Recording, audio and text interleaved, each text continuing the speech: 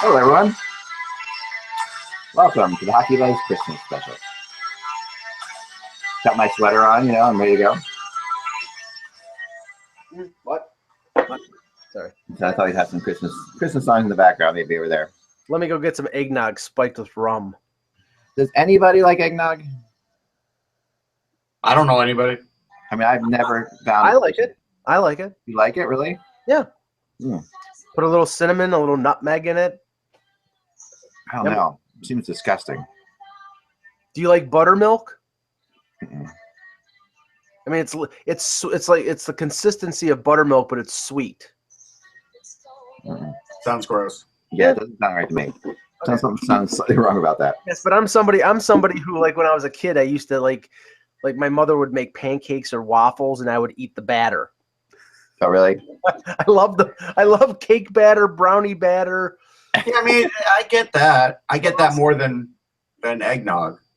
But eggnog is just, I don't know. I tried it when I was a kid. I liked it. Now, it's there. It's a staple of the holiday, obviously. Here's something interesting about Christmas. I'm out there, and I'm sorry, I gotta fix my hair, fix my Stanley Cup. There's my Stanley Cup. Let me just offer an addendum while you're before. Okay. So I like eggnog, but I did over the weekend try an eggnog latte from Starbucks. Ooh. And it was gross because, I mean, I don't know what they did, but it wasn't as sweet and it wasn't as creamy, and it was just sort of like, it was like a thinned out eggnog coffee type of thing. It was just gross. You know my thing with Starbucks is I am obsessed with making them correct me on my order. I never order right. Mm-hmm. So if you order something large at Starbucks, of course it's not large, it's venti, right? Well, I will never say venti. You won't?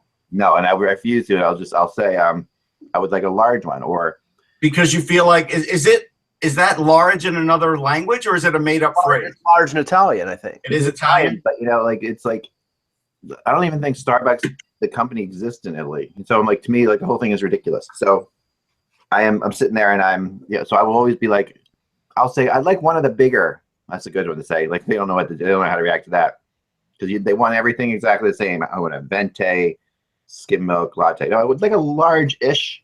I'll say large-ish. Okay.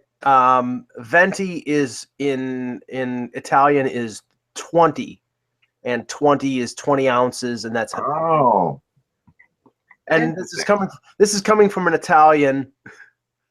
I did not realize that. Yes, but and I took French, so I vent like 20. I do know 20 is venti, but I always thought it was just large. I don't know why, but yeah.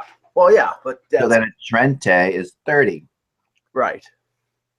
But what's a small in Starbucks? Tall. It's called tall. I know that. See, that's the confusing thing. So where's the logic in this thing breaking? Where's it all breaking down? Come on now. Tall, grande, and venti are the three sizes. I will never order right. My kids have this funny thing about it. Because I do it on purpose. And I'll say, I will give you $1 if they don't. With my kids, I'll give you $1 if they don't correct me. If someone says, okay, I will get you a large cappuccino, I will give my kids $1. But it never happens. Well, see, this is my concern with Starbucks going there, and me being a type 2 diabetic, is that almost every drink at that place has about 6 billion grams of sugar. You order a chai latte or any kind of latte or it's they have the pre-made things in the cartons, and they pour it in, and it is so loaded with sugar. So I'm sort of limited to getting like an iced coffee and putting like Splenda in it then. Yeah. Or getting a coffee at all. My wife drinks lattes, and I get her skim milk lattes, venti, every day, usually after I take the kids to school. I pick her up on the way home, and every day I do the same thing. It's so funny, and it's the same person. I'll be like, I just want to see if I can condition them to eventually say, okay, you just like a large latte. Like, I'm there every day, I'm saying the same thing. I'll say, I'd like a large skim milk latte, no sugar. That's what my wife wants every day. Large skim milk latte, no sugar. They'll say, okay, one venti. I'm like, okay. And the next day, the same thing. Large skim milk latte, one venti. To bring this around to hockey, I remember when Brian Burke was GM in Toronto, and he'd done an interview, and they were talking about like how he does the same routine every day. And one of the things that he did was go to Starbucks in the morning, and he would order a 6-shot cafe, a venti 6-shot cafe Americano, which basically a cafe Americano with a venti size comes with 3 shots. So that means he's asking for an extra 3 shots of espresso. No wonder the guy is you wonder, yeah, how's his blood pressure with that? Holy hell, man, that's some serious blood pressure stuff there. I mean, my thing is my Starbucks thing is usually to get like the largest, which they call Trente. I'll say the largest iced tea with 12 pumps of syrup. That's a lot. But I like sweet tea. I'm like a southern sweet tea person. Yeah, you're putting your pancreas in trouble there. No, my pancreas is long since seen its best days. And there you have it. Another fun fact about Christmas, since the Jewish person's not here right now.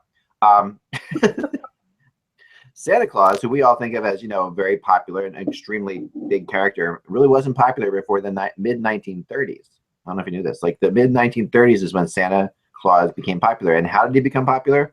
Because of a Coca-Cola ad campaign. Yep, advertising. It was Coca-Cola that started using Santa Claus in their ads for Christmas time. And because of that, all the other things sprung up from there, and it just became a beloved figure and way more popular than he was before that. But it's fascinating, so Coca-Cola, that's why I'm drinking today my Mexican Coke. You're muted, Russ. We think you're saying something pretty profound, but yeah, I like the Mexican Coke because I have a very authentic place and it has the real sugar. It does. But here's the other thing: people may not know this. I know this because good friends do this. Like if you go to ShopRite, if you shop there, I mean I wouldn't recommend it, but you shop at one of those places. If you order like a case of kosher Coke, you'll get the same thing. Really? Yes. Kosher Coke? Yep. Kosher for Passover Coke is the good Same. stuff too. Is it in this in these big bottles too? I don't know if it's in the big bottles. I think it is. The big bottles are the king. Yeah. Well, the funny thing is, is that when I was a kid, they used to have the 8-pack and glass bottles of Coke. Yeah.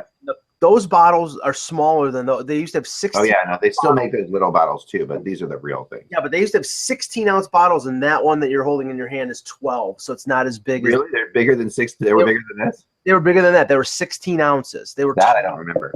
Yeah, they were big, and they used to have these things piled up in the supermarkets, and they would be going out like crazy. Well, now I noticed in CVS they have a big can of Coke. That's something new. The big can. That's ridiculous.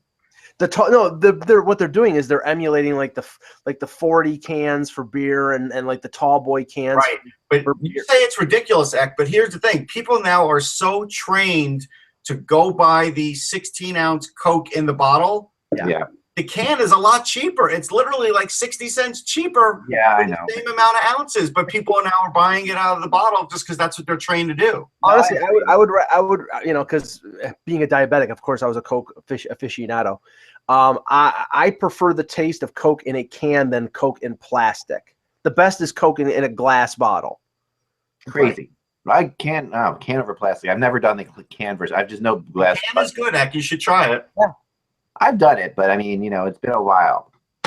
Yeah, it's definitely the cheapest way to purchase Coke. It seems. Yes. The one thing I am, and then we'll get off the pop discussion. Yeah. The one thing I am concerned about is that one of my favorite pops from my childhood days that's been around for a while seems to be disappearing, at least in Buffalo, off the scene, and that is Verner's. Verner's is disappearing. I've never heard of it. Okay. Verner's is sort of like a stronger ginger ale or close to ginger beer. And for some reason, they don't sell it in 2-liter bottles anymore around here. The only way they sell it is in those 12-pack cans. So and it's great. But there seems to be like going more towards ginger ale now, and now with the trend, these new drinks like like Moscow Mules and stuff like that. Ginger beer is very my wife loves ginger anything. She buys the ginger beer that's not alcoholic ginger beer. Yeah, this is that sounds pretty good, but I don't like an overly gingerly kind of flavor. I will tell you two things that I noticed. One, somebody must have recently purchased Canada Dry and 7-Up because they had them on the same commercial, and to me that they conflict each other. Like, to me, that's like putting two magnets and trying to put them together because they're almost the same. And so I didn't understand the marketing on that commercial. Try that, Mike. Put the two magnets and see if you can get them to. Oh no, I know that. It's science. Science. I like it. No, it's a good commercial. And then the other point is just go buy club soda. Add club soda to anything and it makes it better. I'm a seltzer drinker. Yeah, seltzer's good too. But you could add club soda to anything, juice, anything, it makes it better. What is the difference between club soda and seltzer? I've never understood this. I don't think there's a difference between club soda and seltzer. The difference between like tonic water and club soda is the quinine. Don't ask me what quinine is. Don't ask me where it comes from. I have no idea. It's one of the. I don't even know what quinine tastes like. Has it got a taste to it? It's sort of got a bitter aftertaste. Yes, it does have a medicine-y kind of taste, like something that tastes medicinal taste. Interesting. All right, well, let's get on with the show, shall we? But we know way too much about this. Yeah, quinine is an anti-parasite that prevents malaria. So I'm sure that's good. Like in the southern part of the United States or in the tropics. Probably in the 20s and the early 1900s, it was a big seller because of that. It was probably pretty important back then. Like booster juice. Of course, none of this touches Drink a Toast, which we're not going to get into again. But Drink a Toast, Take a Boost, or Tang. At some point, I've got to bring Russ a Take a Boost to try. Take a Boost, whatever that stuff is. I'm going to bring you one to do a game in the new year. You have to. All right, here we go. Let's begin the show.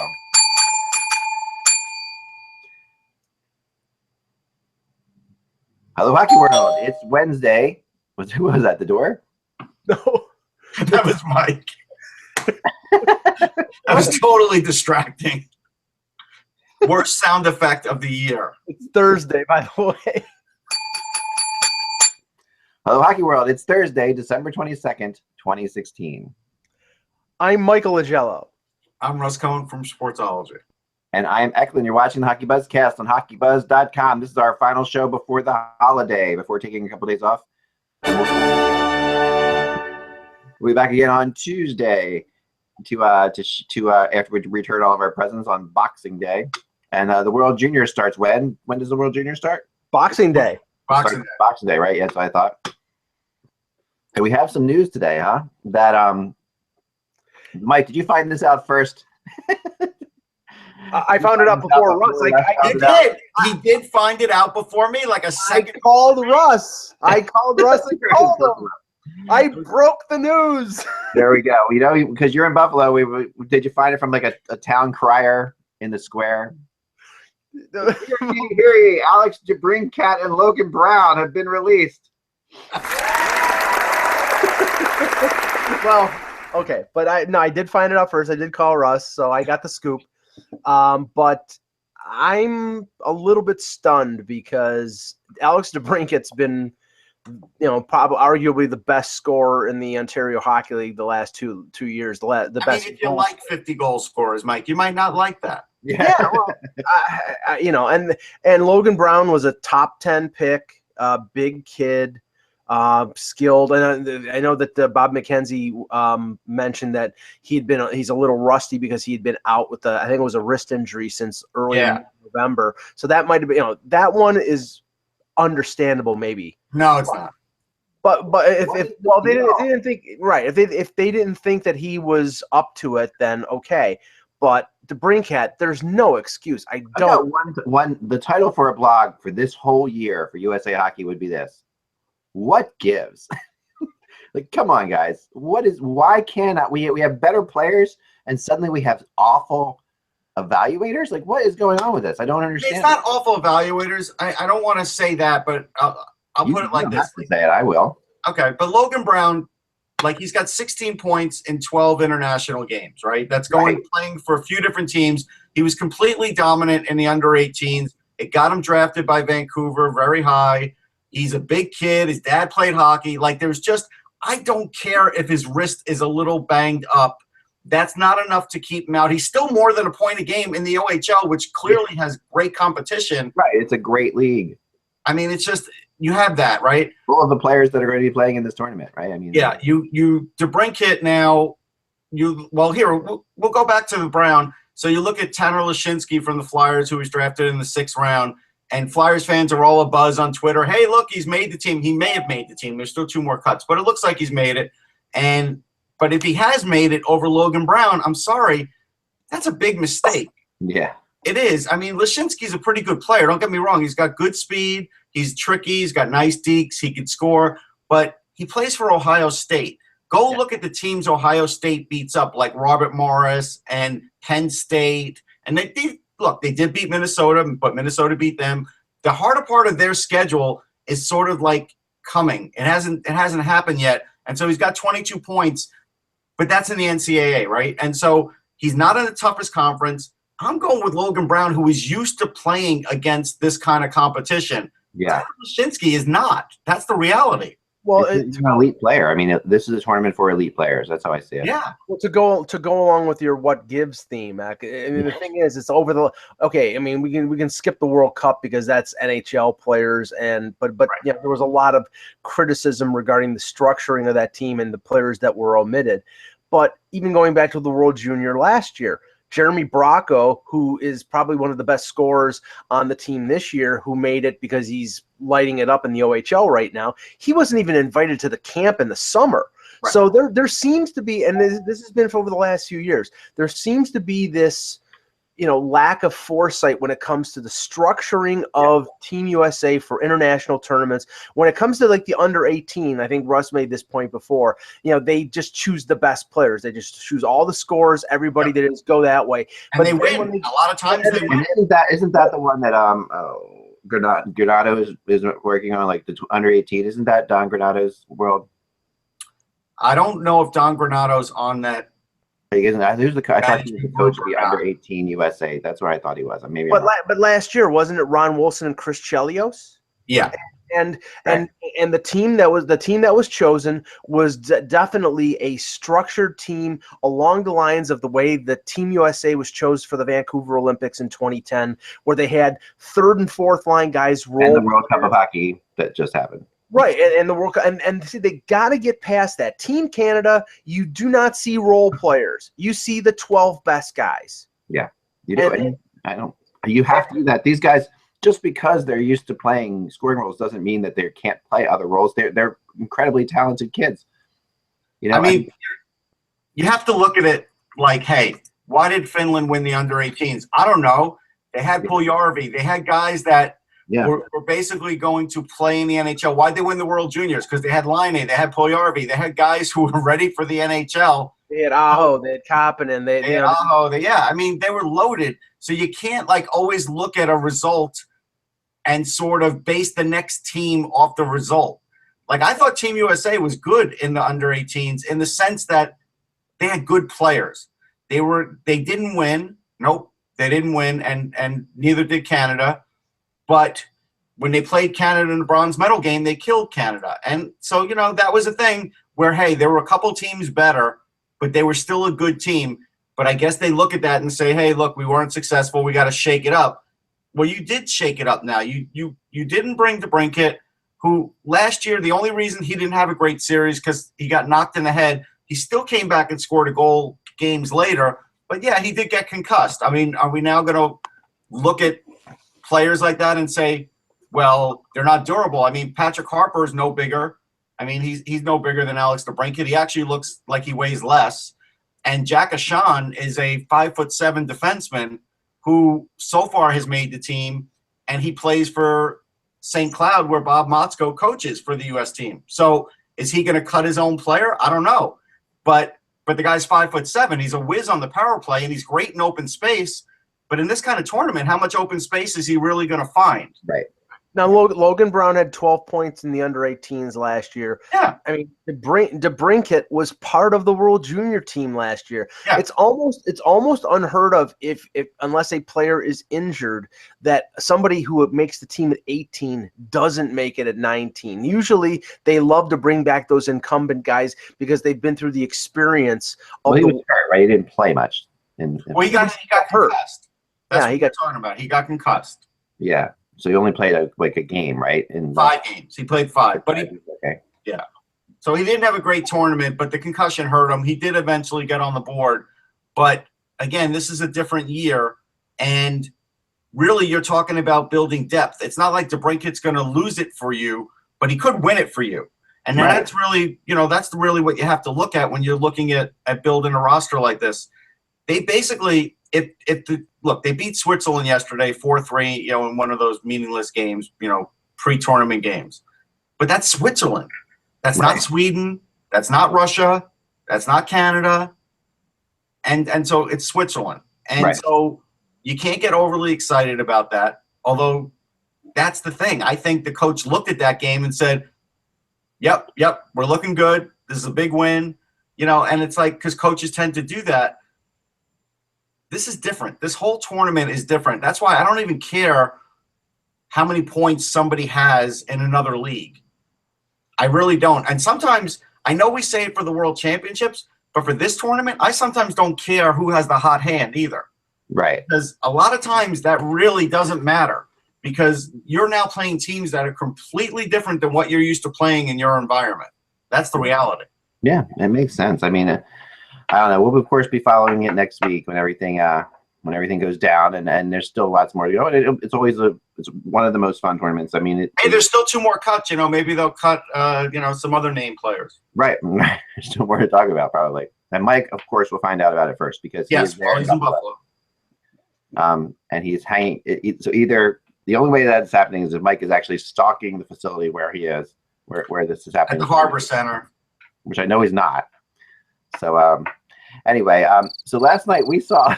Yeah, you're right. Thanks, Mike. This is getting slow. Last night we saw the first time that the crossbar camera has actually been used to confirm a goal. I don't know if you knew this or not. But Hockey Ops used the crossbar camera to confirm that Michael Raffles shot across the goal line. And I'm telling you, that wasn't a goal. And here's the thing. Well, because I said the same thing, Russ, that I was saying to my wife. She's like, no, that's a goal. I'm like, no. I saw it 4 different ways, and that puck was in the air. Yeah. It wasn't. Well, we didn't have the angle, the right angle, because you had that. I forget the term. What is the term, Mike? You know the term. It's like perpendicular. No, it's not perpendicular. There's an angular term. They say that you have a weird perspective view because we're looking at the net. So let me show. Well, then you need to put up the laser red lines like you have in. Well, okay. Fault. First of all, this would be solved with technology that is correct. Well, that's what it was solved with technology. No. I don't think it was solved. I really disagree with it. They say that. I mean, we don't. Do we have? Did they show the crossbar camera? I didn't see it. I didn't see it. Here it is. We have it. Okay. Show it. The only view that I saw while you're pulling that up, the only view that I saw was the overhead view. Which, excuse me, if you're going to have an overhead view, how about having an overhead view that's straight up? Yeah, how difficult is it to put it directly over the net? I know. Not one that's what I mean, because there's this angle that you're coming. The camera's here, and then you're looking at it like this, so it comes down like this, and therefore it looks like it can go over the line, but still not over the line. Not one that's 5 feet in front of the goal, so you're getting like this sort of like bent look. Right. And you can't really tell. Here it is. Here it is. The crossbar camera, which they, for some reason, I don't know why they can't feed this to people during the game, but they don't. I mean, even people covering the game didn't get it. Here it is. Ready? All right, there it is. Check it out. And that's not over the goal line. It's in the air. It doesn't matter. It's over the goal line. But it's in the air. If it landed, it would land on the red. No, it doesn't matter if it's in the air or not. It does matter. No, it doesn't. It does. It does. It does because it does matter. Because no, it doesn't matter. Because the rule matters. It doesn't. It has crossed the plane of the goal line. No. Whoa. Yes, I will zoom in. There is the puck. It's in the air. No. You understand it's in the air. It doesn't matter if it's in the air, Russ. It does matter. It's not. The rule has nothing. The rule doesn't say anything about it. Actually, the thing is, and I'm pretty sure about this, that like in the NFL, if you cross the plane, it's a touchdown. Yes. But in the NHL, it's crossing the goal line. Correct. It is not. So if it's on the ice, it has to be. What are you talking about? It's the goal line is the plane. That's the goal line. If that puck falls, it hits the red. No, it doesn't. Yes, it does. It's already past the red. You can see it clear as day. We're looking straight. You're nuts. What's wrong with you guys? It would hit the red. It would hit the edge of the red. It would. This camera is mounted in the crossbar. We're looking straight down. Okay. Not buying it. Straight down. So that. Not buying it, because here's the other thing. No, you know you're wrong. No, I don't know I'm wrong, because you can't. I question everything about you, Russ. Hold on. You can question everything about you, and I'll question that lousy sweater you're wearing. You But can the point is, my sweater all you want. Happy holidays to you. yeah. But here's the thing, and stop moving the damn mouse. I'm getting it closer. I want you to see that Here's the this thing. right You- here is space between the puck and the goal line. So tell me where the puck lands. The puck doesn't land. It doesn't have to land. It has to land. No, it it doesn't. does. What? Okay, so someone takes a shot and it gets stuck in the back netting midway up in the goal. Is that not a goal? No, that's different. You could see that it's in the net. This You is a can see puck it. that's No, up it in doesn't. the air and rotating. When it's up in the air and rotating, you tell me how you're going to predict where it's going to fall. Tell me. No, it's not. It doesn't matter where it falls if it crosses the line. It does matter. It doesn't. Mike, Oh, what do this you is think? insane. Come on now. All right, I'm going to put a poll up. I'm going to put a poll up, Russ, to prove how wrong you are. I don't care. Put a poll up. What's going to happen is you're going to put a poll up, and every Flyers fan is going to say it was a goal. That's not going to be very scientific. Absolutely a goal. It's as clear as day. This is a wonderful thing that we have this crossbar cam. It's not a wonderful thing. Because we see directly down. We're looking straight down. The camera is pointing perfectly down. The puck has crossed the plane, which is all. Did you see the puck go in the back of the net? You know, it doesn't matter if it goes in the back of the net. It doesn't? No, of course it doesn't. It just has to cross the line. So did you see it cross the line? I'm looking at it crossing the line. No, but you don't know where it would fall. What if it fell and it hit the red and then he covered it like he did? This is How no would you magic call that bullet a of a goal? puck. It is past.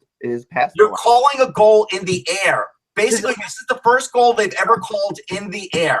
Let me, you know, Not at all. because there have been instances before where a shot comes in on net, the goaltender gloves it with his glove hand, the glove hand goes past what I think is the goal line, but more times than none, they say that's no goal because they have no conclusive proof that the puck completely crossed the goal line. This would be solved if they used the technology that they use in tennis, where the ball lands outside and you have the ball is either coated or something like that, where they know the whole thing is crossed the line. You don't need the cameras. If you have that technology, you use it. It's over with. There's no debate.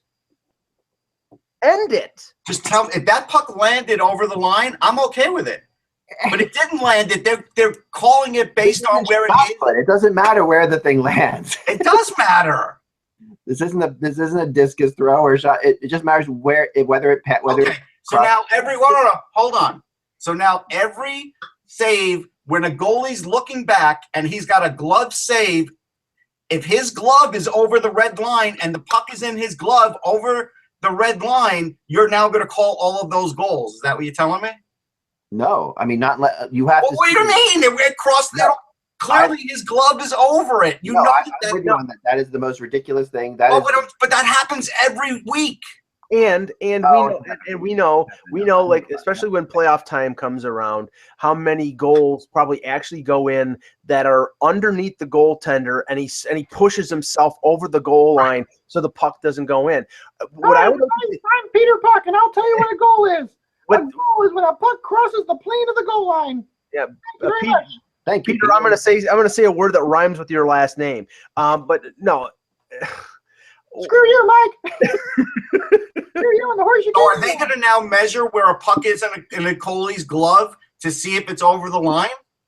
All right, there have been many instances. The most famous Danny Briere wraparound against Patrick Lundqvist. We'll never forget. Remember this? Henrik Lundqvist. Henrik Lundqvist. Patrick Lundqvist. Henrik Lundqvist. Sorry. Go back there, Peter. All right. Against Henrik Lundqvist, you remember the wraparound in the playoffs. Lundqvist's glove is on the other side of the goal line. The puck disappears into his glove, but there's nowhere you can see the magic white between the puck and the goal line. Right. You can't see it. So it's not called a goal, even though we all know, because we gain object permanence at 18 months. When we're 18 months old, we know, as opposed to a dog who doesn't have object permanence at all, that when you take something, when you cover something, the dog's like, it's gone forever. We know that when you cover something, it's still there, and we know that the puck was across the line. But the NHL had this object permanence rule that's ridiculous that says if you can't see the white, but here you see the white between the puck and the goal line.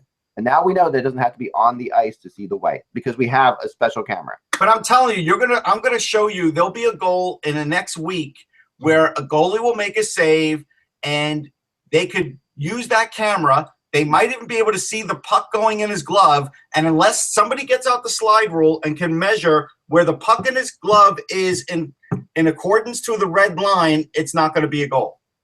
Now, you remember back in the day how goaltenders used to prevent the wraparound goal? They used to get the ice shavings and pile them up. Pile it up. Yeah. I have a feeling you're going to have goaltenders go out before the first period chewing a big wad of chewing gum, and they're going to stick 2 pieces of it to block those cameras on the crossbar.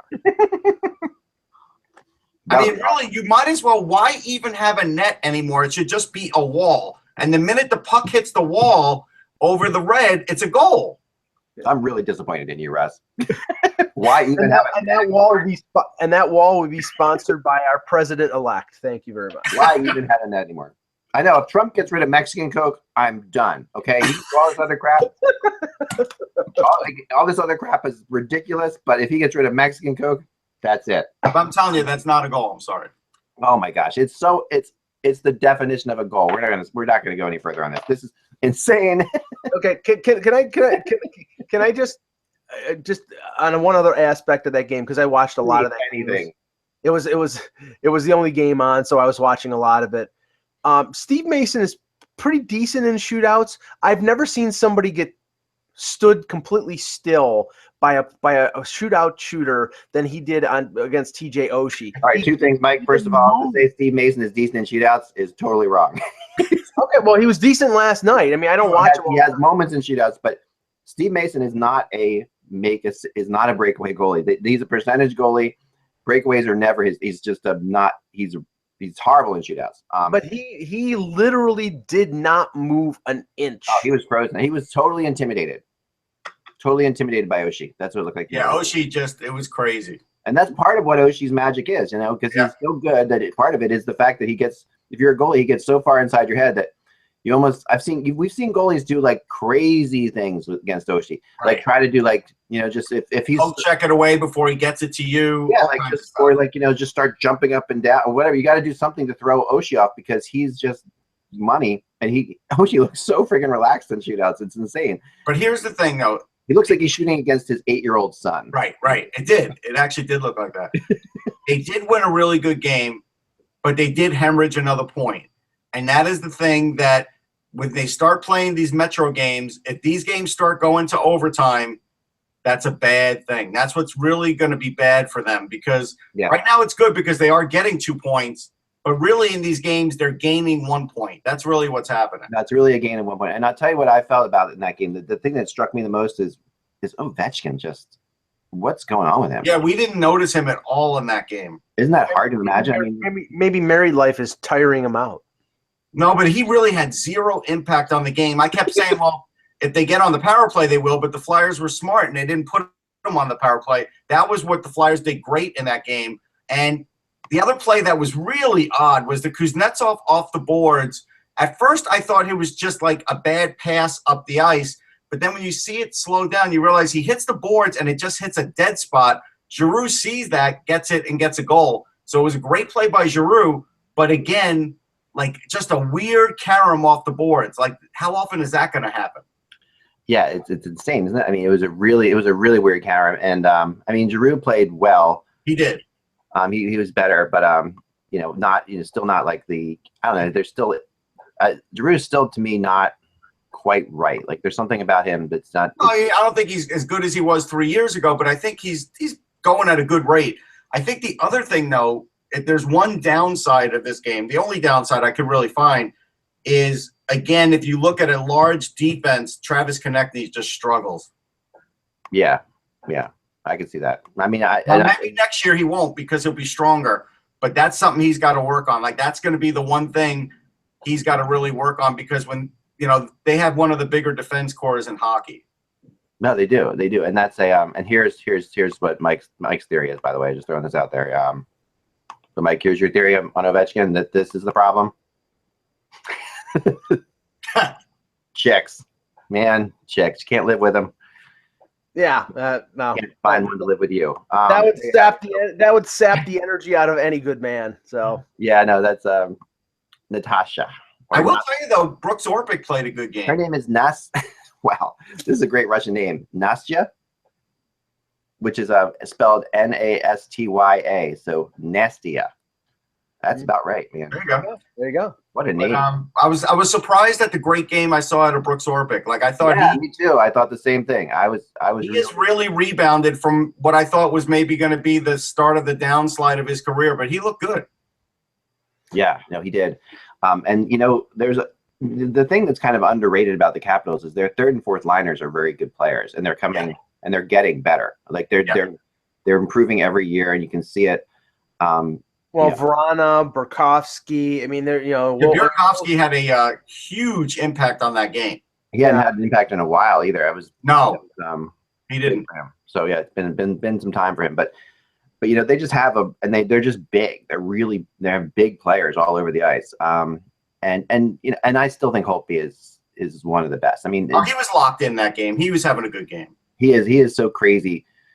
And the underrated play of the game was the play he made with about 7 seconds to go, where Holtby passed the puck up the ice when they, in just like in a beautiful pass where you could have just gone and let the tie be or whatever, but he passes it all the way up the ice. And then I think Mason almost got beat on that last flurry with about 5 seconds left. The crazy thing about that is I don't know who it was that took it around the net, but Ovechkin was standing in front of the net by himself. I think it was Backstrom. I'm pretty sure it was Backstrom. He just didn't even try to get it to him, which was crazy.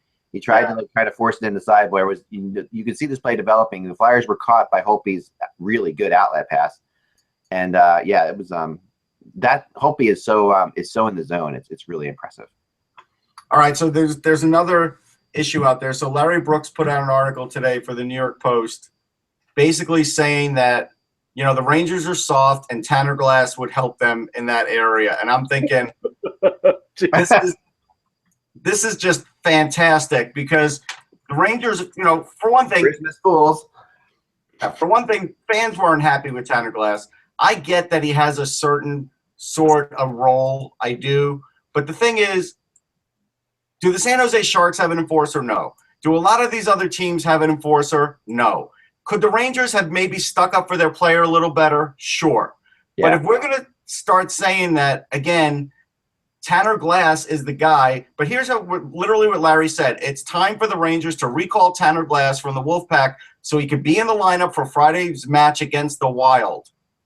Why? Why against Minnesota? Is Minnesota going to come in headhunting? I have a feeling that Larry Brooks is asking for Tanner Glass to be called up so Larry Brooks has something to write about because that's a really good point. I mean, it's not like you're talking about the dirtiest team in hockey here, or even in your conference. I mean, you're talking about the Wild. I mean, the Wild is they're playing very well this year, but put Tanner Glass in and watch Dubnyk get another shutout. Oh my gosh, that is and Dubnyk has just been shutouts. His lights out again. I'm not trying to validate what Larry Brooks is saying, but there's a certain aspect for like a team like San Jose, who you brought up, Russ, that they do have like heavy players, guys like Joel Ward, who will go into the corners, be tough, and he's not an enforcer. We know the enforcers are not even part of this game anymore. Well, the Rangers have Nash and McDonough or whatever, and I think all the coach has to do is say, even Klein could be tough. Hey, listen, stick up for your teammate. I think that's all he has to do. Right, and I think the you don't need to change personnel. Right. No. You know, do they want to trade for Dylan McElrath again so they have someone who can drop the gloves? There we go. Finally, before we get to rumors, yesterday we talked about how there was $28.5 million on the bench for the Tampa Bay Lightning. Yep. Well, the Red Wings weren't happy about that, so now the Red Wings have surpassed them with $29.3 million on the bench.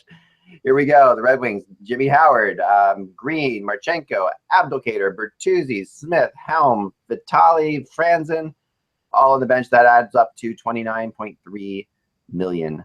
I mean, Vitali and Franzen were on from the beginning of the year. I was going to say, when is Franzen off the bench anymore? Yeah. I know, but still, that's it's so Detroit, and someone wrote really funny on Reddit about this, that the Detroit Tampa rivalry continues. Yes, they are the battle of who can get more of their salary. The battle of dead money. But Detroit knows how to freeze ice. They do. They do, which we'll give them credit for that, because and I know how to freeze ice. That's another story. Can I tell you what I'm doing right now? So there's a bit of real quick. There's a battle going on before we get to rumors, which I know this is going to be enthralling. That's a team. Thanks for us. Thanks. Here we go. Ready? All right. So outside, Gotta leave it all out there on the ice, Mike. This is the last show. Yes. maybe ever. All right. So as you guys know, like I have a great artificial rink by the great guys at Smart Rink. We'll talk about them at some point in the future. But outside, I have on top of that now laid ice, because for the first time in December, it's actually been cold enough to do that. And the goal was to have Christmas skating. That was going to be fun. Christmas Eve skating, everything like that. And it could still be fun. So we had some really good nights of ice making. And then we had like 3 days here, including Christmas. You and your wife had good nights of ice making? Is that what you're saying? Right. Always, yes. Okay.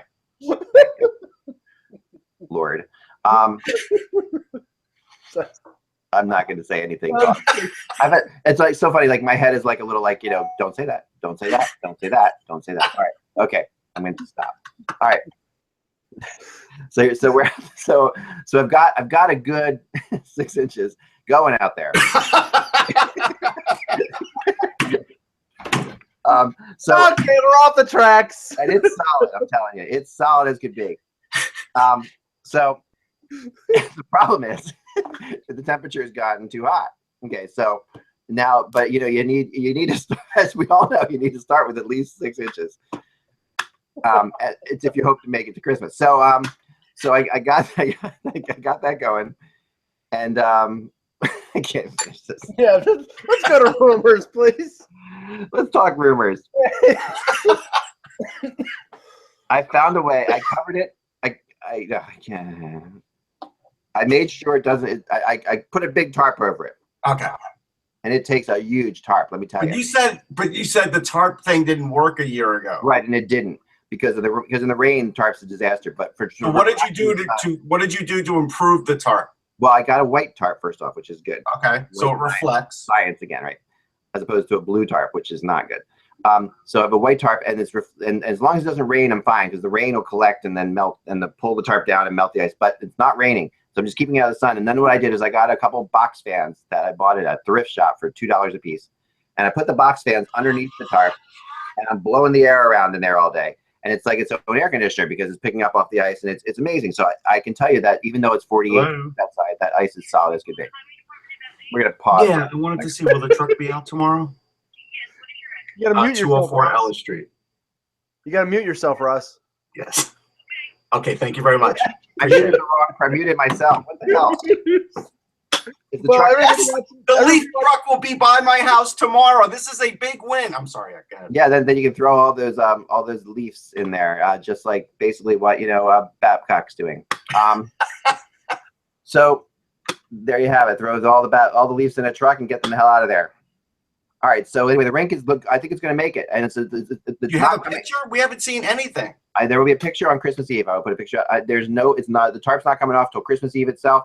That night, and then Christmas morning, we should all be skating, and it should be fine. Of course, if it isn't, it'll be a disaster, but we'll find out at that point, because if it isn't, that means that there's water underneath, and it'll be cracking up like icebergs, and all the children will be falling and breaking their ankles.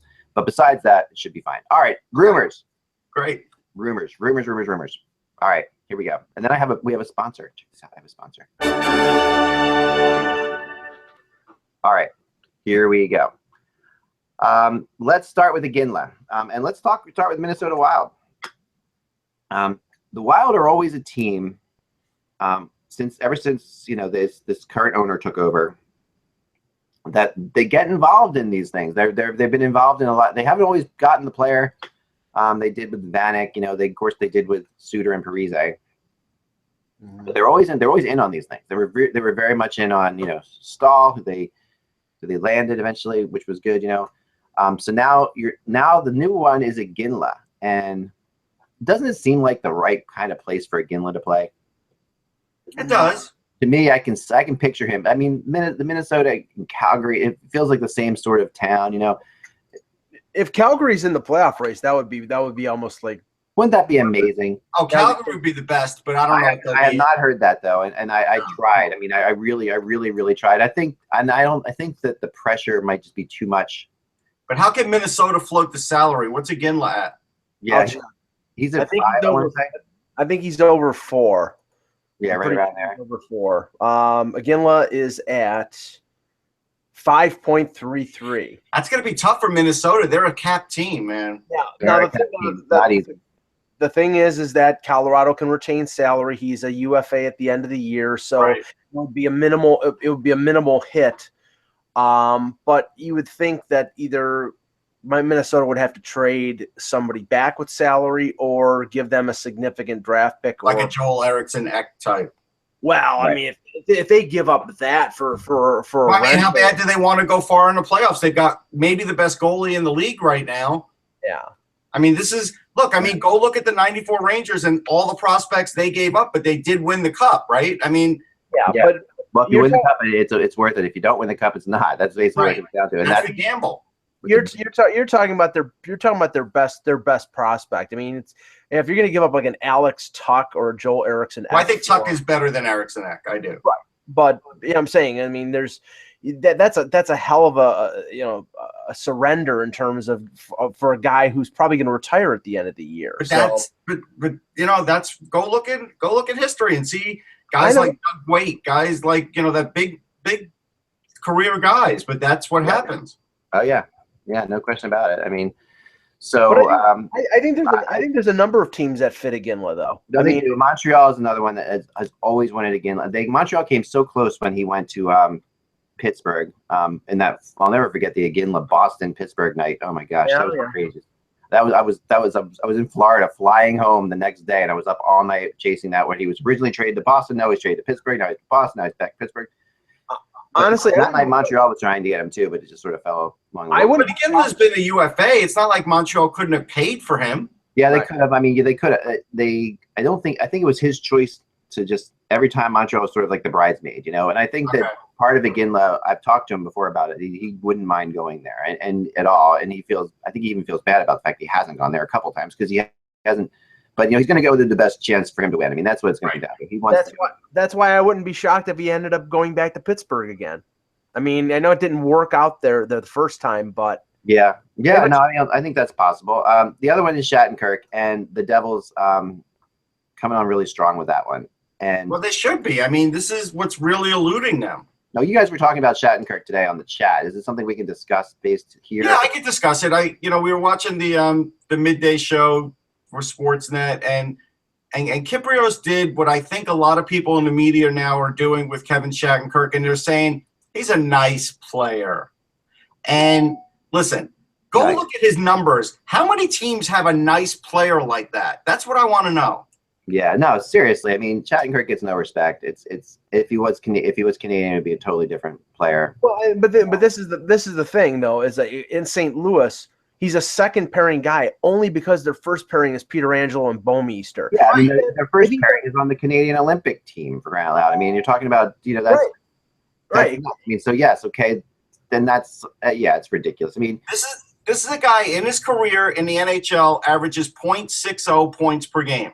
Yeah.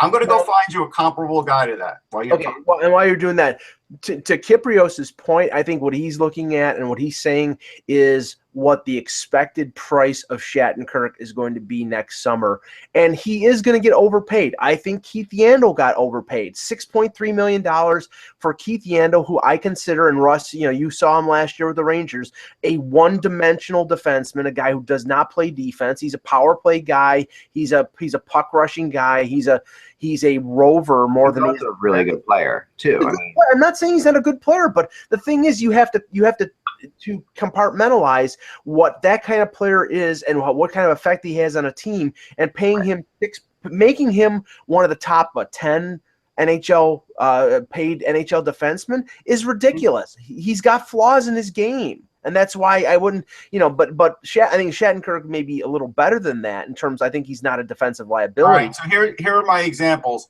And I don't think he's a defensive liability. Is a defensive stalwart? No, but he's decent enough. He is. Right. Heath Yandle is 0.55 points per game in his career.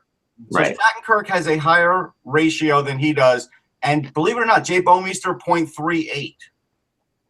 But Bouwmeester's a better defender. He is.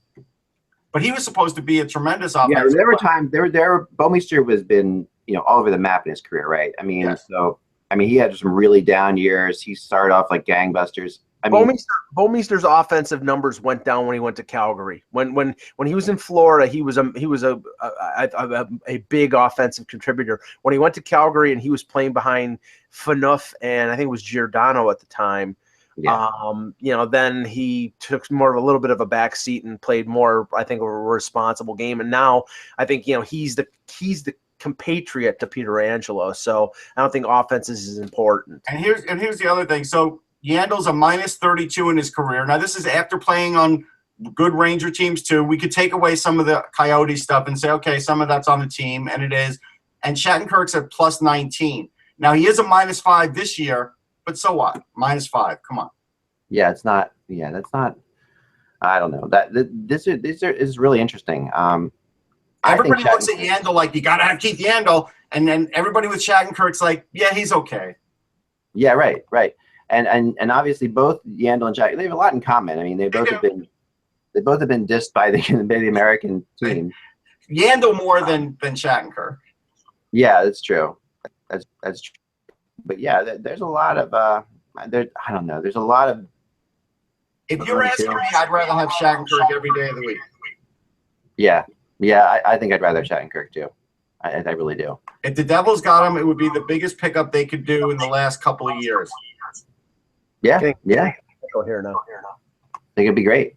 All right, so before we get into Duchesne, I'm going to talk a little bit. We have, you guys know that we have Patreon out there, and at patreon.com/hockey is how you can support the HockeyBuzzCast, and we really appreciate that so many of you have, and we really could use a few more of you to do it because we have some big ideas that we can't get off the ground until we do that. But if you can't afford it, you can't afford it. But here's an idea, and the reason, and I am not, as you know, not an advertising person. I don't do a lot of advertising at all on this show or anywhere else. But I have to say that when I like something that I found a product that I just totally fell in love with because of an advertising on another podcast, I went to them and I said, I want to advertise that because I can be your spokesperson, because I can tell you that this is a great thing. Now, I gave this to my in-laws, okay? And so we're looking at the holidays right now, Christmas time, Hanukkah, and Kwanzaa, Festivus, whatever you celebrate. And the product is called Blue Apron. Now, Blue Apron, it's on blueapron.com. And if you go onto our blog, right onto the blog that has the podcast, in HockeyBuzz, you'll see a box there. If you click on that box, you get $30 off the first order. Now, the way this works is really cool. Or actually, you get 3 meals free with your first order. Sorry, it's even better. This is how Blue Apron works. Every week, you're sent a box with 2 or 3 meals, depending on what you want to get. And inside that box is everything that you need to cook those meals. Right. Like if you're talking, like if there's meat or fish, or if you need salt, or if you need tarragon, by like this much tarragon, it'll be a tiny little thing of tarragon. Whatever you need, completely so you can cook with just there. Any oils, anything at all is there. So my biggest problem is that when I want to cook something in my house, I'm like, I don't have any salt, I don't have any garlic powder, I don't have any garlic cloves, I don't have any lemon. Plastic. I'm out of Suve plastic. Right, I'm out of Suve plastic. I don't have any lemons. So I don't have a frying pan. I don't have that. right. With the exception of the cookware, everything is in the box. And the great thing about it is, I mean, it's everything is super fresh. It arrives weekly, and every meal will take you less than an hour to put together from beginning to end. And you really learn. Like I've learned so much of how to cook from this. And so I gave it to my in-laws, and it arrives every week. And you can pick the meals, or you can just like surprise me. But you can say I don't like chicken. I never want meat, or whatever. You can pick all that stuff. There's all settings on there. But it's amazing. So besides giving my in-laws 2 grandchildren that they love, this is the thing that they love the most about me. The fact that I gave them this Blue Apron thing. I mean, they have then turned probably dozens of people onto this themselves. At least I can think of 5 other elderly couples down in Florida in their complex that get Blue Apron, and they all just love it. And it's the one thing they do together. Like my wife's father and mother do this together. They cook. They each take one of the meals. They cook it. It's just so it is incredible. It's like you get it monthly or weekly, depending on how you want to do it, and it's really inexpensive. That's the other thing too. It's per month. It's less than if you bought these things in the store. I don't know how they do it, and it's really cool. So check on that box on our blog, click on it, and I promise you, and you can cancel at any time, but you can get 3 free meals just to give it a shot. Nice. And see the thing, and it's really worth it. And even if you don't like cooking, it comes with every recipe comes with the coolest recipe book that is like has pictures on every page of in color of photographs of exactly what you're doing and exactly what it should look like at this point as you're making it. It's like cooking for dummies. So will they make peanut butter and jelly? They probably will have like some kind of incredible peanut butter and jelly type thing. So it's blueapron.com. We're gonna have a code soon that'll be like hockey. But for now, what you have to do is just go through the box, go through the link on the podcast, Awesome. and check it out. And when you do this, you're also helping support the HockeyBuzzCast, which is another way. So you can do Patreon, you can do this. It's another way of doing it, and it all goes back right into the pockets of the hosts that aren't me on this podcast. So and now finally on rumors. The final rumor, Matt Duchene, who is everybody's favorite rumor these days. And, it's funny. I talked to somebody in Colorado about this. I said, are you guys pissed off that Matt Duchene's showing up in rumors again? And they said, no, last time he showed up in rumors, he went crazy and did incredibly well, which I forgot about. Like last year, right. Matt Duchene's name popped up in rumors and suddenly Matt Duchene tore it up. Yeah.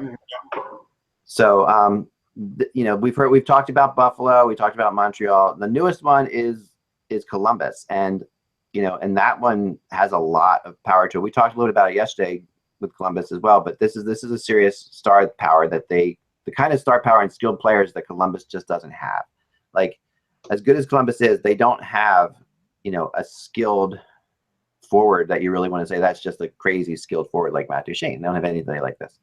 Gagne is the closest thing they have to that. And he's what he is, I think great, but not, at this level. So it sounds like Matt Duchene is a great pickup for them, and Columbus has the really cool ability to make deals because they've got tons of cap space. So they're in a spot where they can pick up Matt Duchene without losing anything, and they're already in this winning like crazy thing. I do worry a little bit about the chemistry on a team like this, because this is a team that is so I wouldn't say fragile, but it feels as if they're so chemistry based. Well, they have tons of cap space. I'm gonna log off for a second because I'm getting a bad echo. No problem. So I would say this. I think Wenberg is an incredibly skilled guy. Yeah. But are they going to trade like Bo Horvat for him?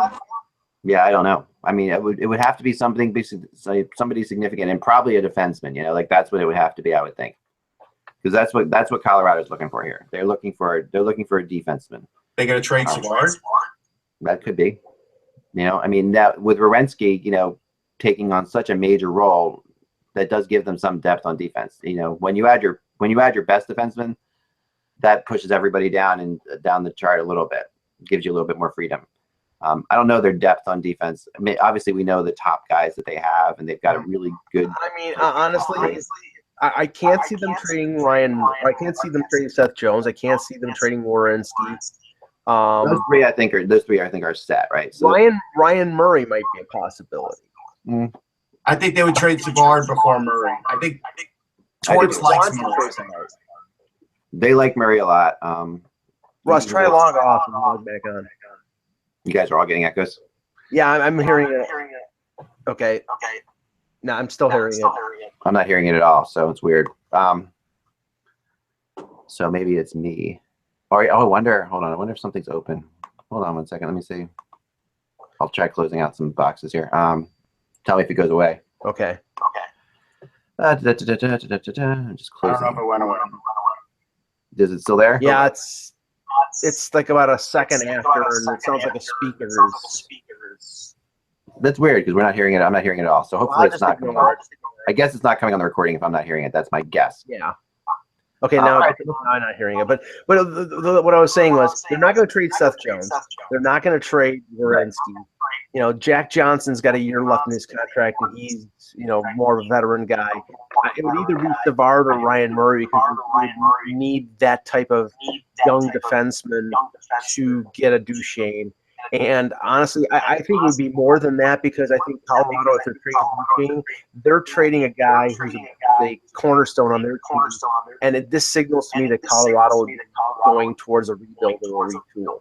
You know, they do have Gabriel Carson and Andrew Peak, both two defensemen with size who can skate. They're both a few years away, but you know, that's something. They did a good job drafting, so you know, I'd say, you know, I'm going to stick with this one and follow it through. I could see one of those prospects and an everyday player. Yeah, I can see that. Last but not least, the Kadri stuff continues. And you know, I usually write a rumor and then I try to move on and get onto it, but I just keep hearing more and more things about this one. And this is this one is just intensified. It's really interesting. So right now, you know, I still have Calgary as the place to go, but it does sound like LA is definitely making pushes, and there might be 2 other teams even beyond that. So I think we're, you know, whether or not Kadri is moved or not, sounds like they're open for business in Toronto, which brings me to another thing for a second, which is our new rumor blog that we have.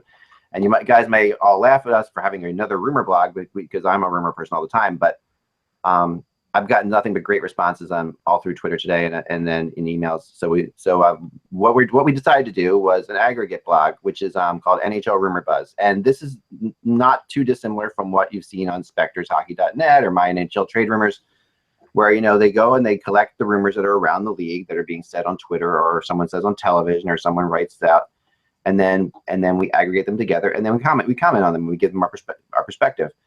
So it can be the perspective of our staff writers or whoever's writing it, or if I happen to be familiar with something involving it, I can add something to it as well, which I think is what kind of makes it different. So definitely check it out. It's on the right-hand column, like on the top there, where you find like Paul Stewart stuff and Garth stuff. So check it out over there. It's called NHL Rumor Buzz. We spent a good 2 hours trying to name it. Last night we had so many possible names. It was going to be called, I like the Rumor Rodeo, actually, you know, where we find all those rumors and wrangle them up for you and bring them in, you know, but no. Yeah, what is this, Urban Cowboy? I mean, come on. We went with NHL Rumor Buzz because that's what it is. It's the NHL Rumor Buzz. And at the end of the day, you should name something what it is. And you go on there and you'll really like it. I think it's really great. And you should also check out SpectorsHockey.net, MyNHLTradeRumors.com. They're great sites. And they may have the same things, because like I said, this is just aggregating. We're picking up the rumors that are out there, so we're all picking up the same stuff's out there. It's not like we're, you know, but if we find something quickly that's said on Twitter or something that's said on TV, we can get it up there fast, and I can comment on it along with others. So that kind of gives you a little bit. It's as if, you know, like Spectre or, you know, my NHL Trade Rumors had, you know, an insider commenting as well on their thing. So I think this is what's going to be good about this. I hope this really works well for everybody out there, and I hope you guys enjoy it. There will be other fun things to announce in the new year, but we're going to start there. So check out NHL Rumor Buzz. And also welcome to our new Tampa Bay Lightning writer as well. I didn't get a chance to welcome him, but John Gove, who's really good.